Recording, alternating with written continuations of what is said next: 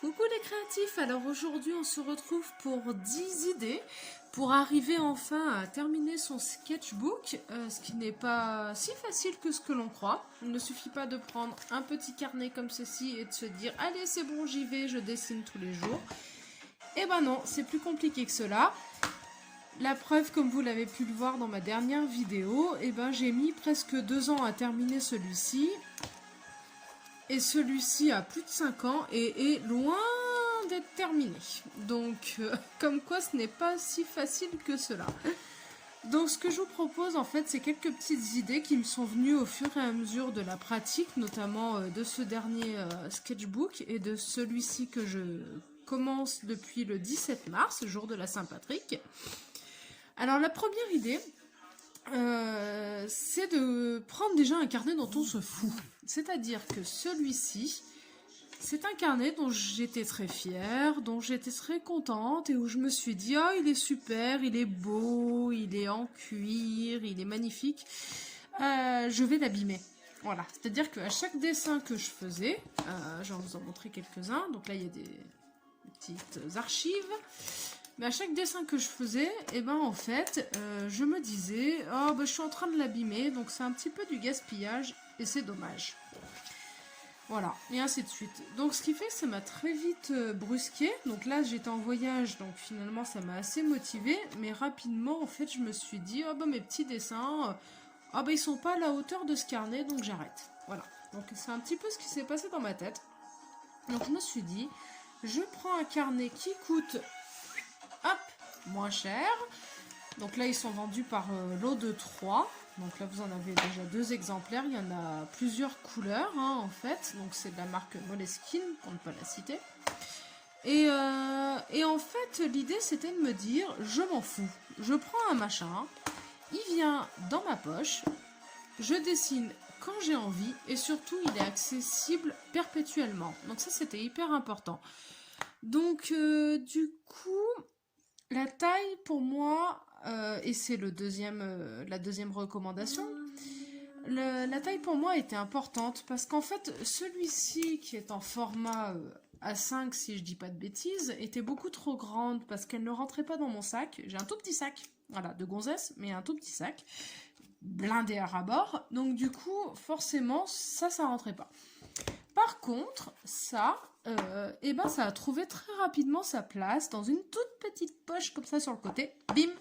Ce qui fait que ça, plus un stylo, eh ben, finalement, ça me prenait quasiment pas de place. Et en fait, je l'avais toujours sous la main quand j'avais envie. Donc, mettons une architecture, ce que j'aime beaucoup se présenter. Et ben, bim, je dégainais mon stylo, je dégainais mon crayon, pardon, mon cahier. Et hop, c'était parti, je dessinais. Donc ça, c'est un petit peu la deuxième idée, c'est d'avoir quand même une taille qui vous permette de l'avoir constamment sous la main et d'être toujours au taquet. Voilà. C'est-à-dire que vous avez un truc qui vous plaît, bim, hop, j'y vais. Et hop, je dessine. Parce qu'il ne faut pas croire, mais en fait, l'envie de dessiner, eh ben, elle est aussi éphémère qu'une envie de se balader, de bien manger, je sais pas. Enfin bon, bref.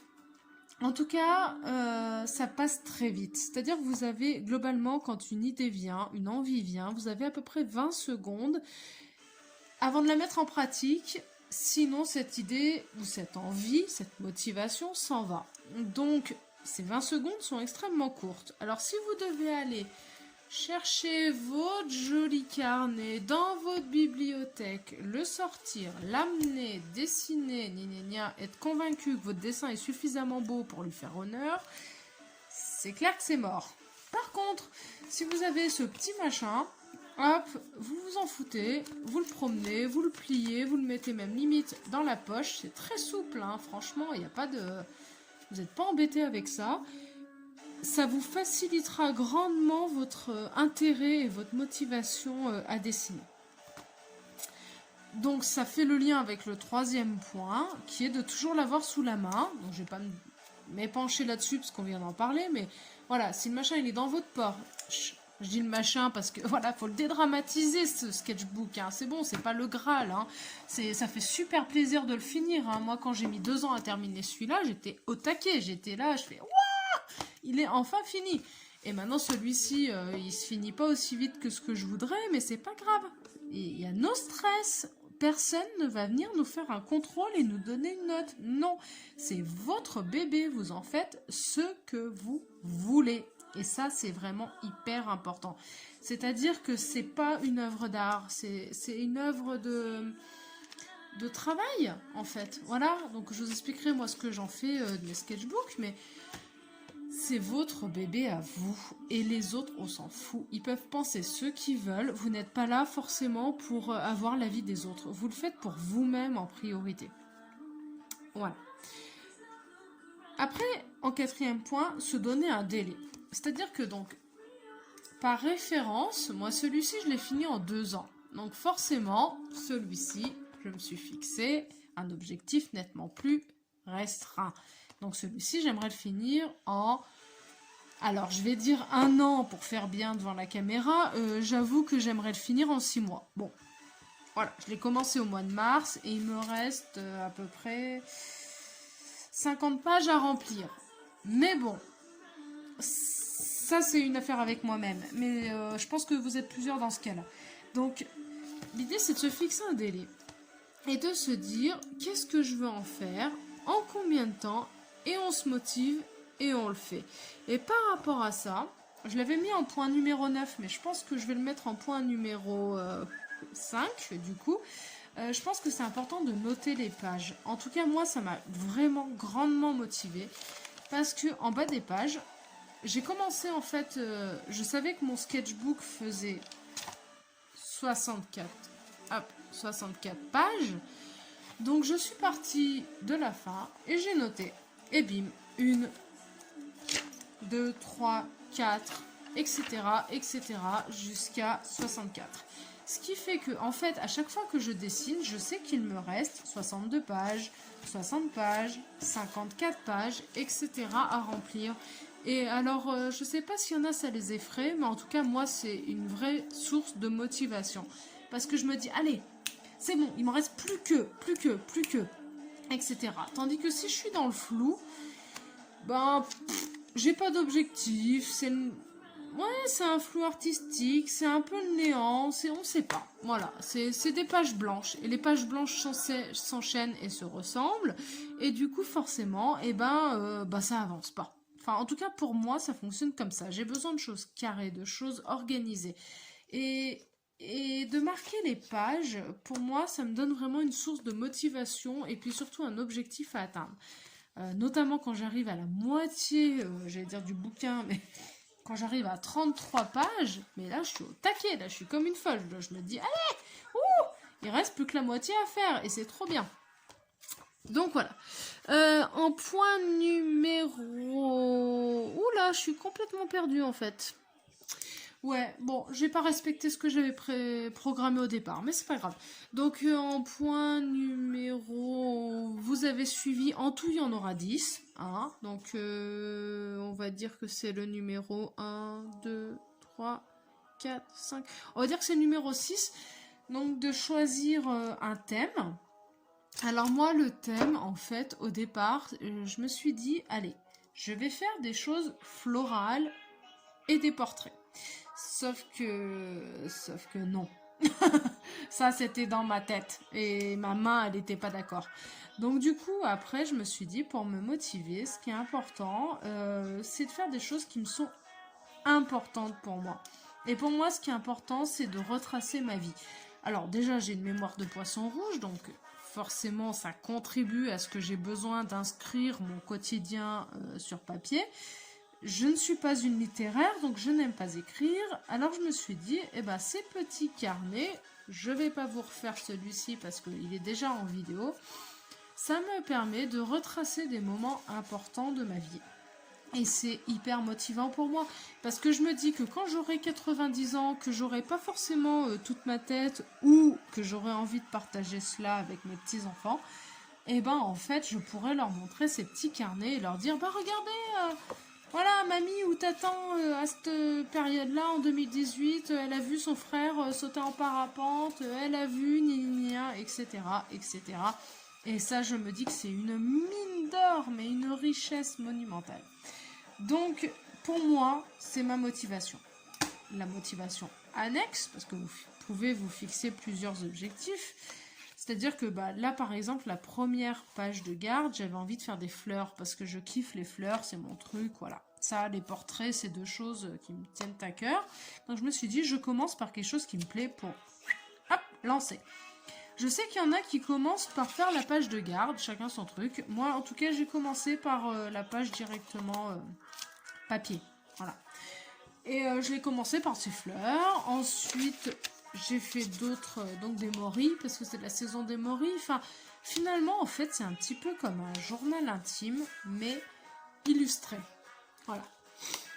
Ensuite, en numéro 7, j'aurais envie de dire, c'est de se fixer des règles de bonne pratique. C'est-à-dire que je prends ce carnet et je me dis, il faut que je dessine tous les jours 10 minutes, 5 minutes. Vous voyez le temps que vous avez, vous voyez à quel moment vous arrivez à y caser.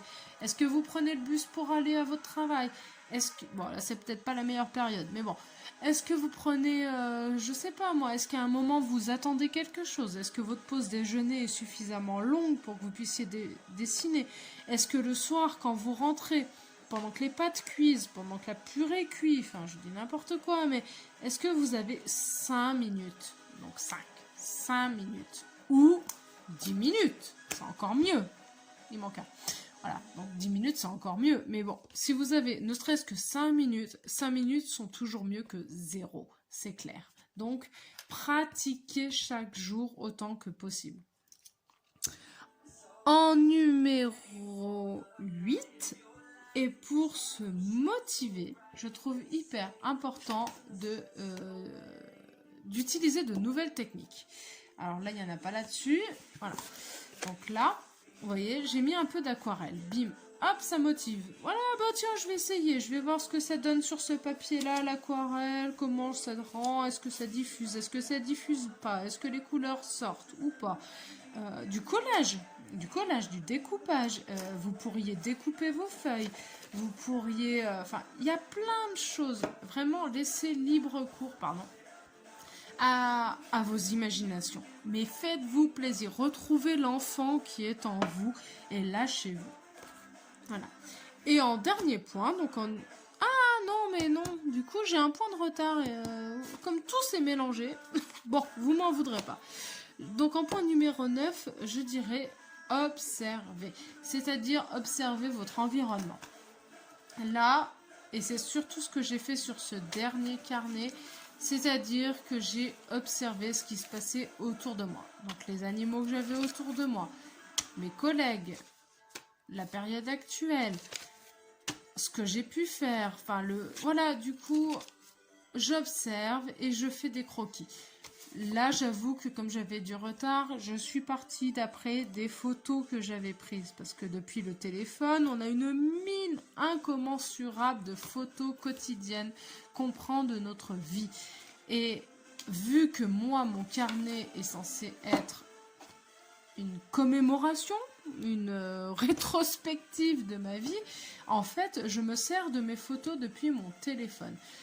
Après, si vous pouvez et si vous en avez l'occasion de croquer directement sur le vif les personnes, les paysages, les objets, les animaux qui vous plaisent, mais c'est que du bonus, bien au contraire. Et je vous fais le lien avec une vidéo qui sortira plus tard sur les volumes, mais de visualiser en direct les choses, mais c'est nettement mieux que de partir d'après photo. Parce que vous habituez votre œil à transcrire la 3D en de la 2D, papier. Voilà.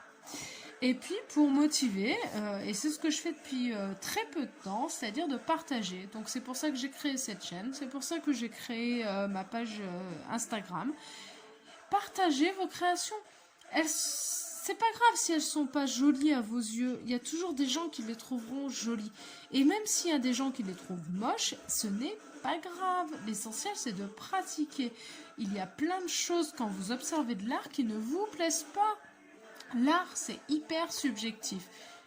On aime, on n'aime pas. On aime le réalisme, on ne l'aime pas. On aime l'abstrait, on ne l'aime pas. On aime les couleurs, on ne les aime pas, etc., etc. Donc, ne vous fiez pas à l'avis des gens. J'ai envie de dire, foutez-vous-en.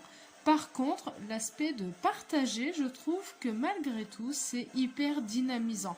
Parce que vous donnez. Voilà, l'idée c'est de donner à autrui. Chacun en fait ce qu'il en veut, chacun s'approprie le contenu et se le retranscrit pour lui-même. Voilà. Et c'est pourquoi, donc aujourd'hui, j'avais envie de vous donner donc ces 10 techniques qui m'ont servi pour remplir ce sketchbook et qui, d'autant plus que je vais les suivre, vont me servir à remplir celui-ci plus rapidement. Voilà. Sur ce, on arrive à 15 minutes, donc je vais vous laisser et je vous dis à vos crayons, à vos stylos, à vos pinceaux, à tout ce que vous voulez, mais faites-vous plaisir. À bientôt!